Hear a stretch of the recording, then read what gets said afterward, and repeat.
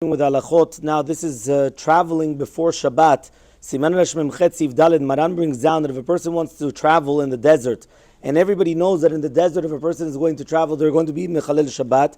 So because of the sakana, so he comes and he says, in order to make sure that you're not going to be Mechalel Shabbat, you always have to travel the first 3 days of the week.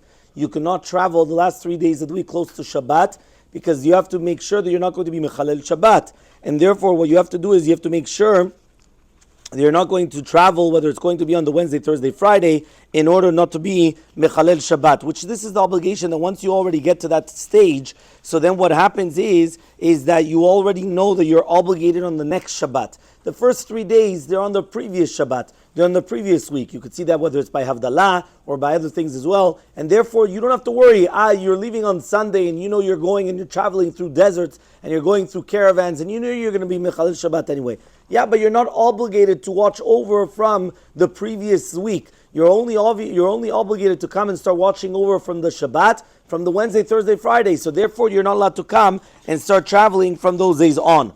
But now the question is going to be, okay, fine.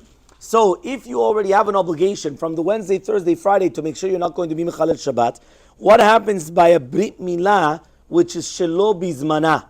What does that mean? We know that obviously a Brit Mila is a mitzvah, but it was Lo Bizmana. If it's Bizmana, if it's in the proper time of the Brit Mila on the 8th day, there's nothing what to talk about. You do it even on Shabbat, and you're Mechalel Shabbat. So obviously you would do it on Friday, you would do it on Thursday, you do it on Wednesday. There's no questions asked.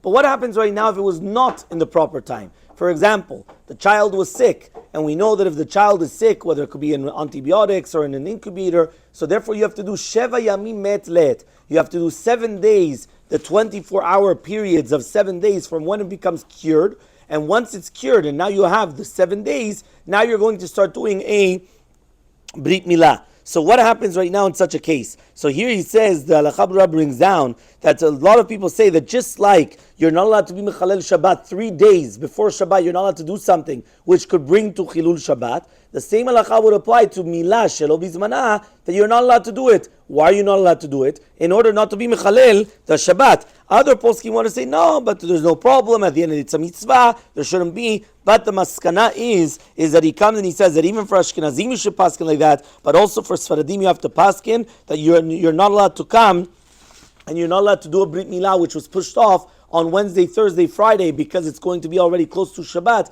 and we already know that if it's going to be close to Shabbat, it could be that you're going to need to be Mechalel Shabbat. So therefore, in such a case, so you're not allowed to come and you're not allowed to do it. Again, I repeat, this is only going to be in a case where, again, it was pushed off. Because if it's not pushed off, you obviously do it in the proper time. But once it's already going to be pushed off, you don't do it on the Wednesday, Thursday, Friday. You would have to do it the next Sunday, this Brit Milah.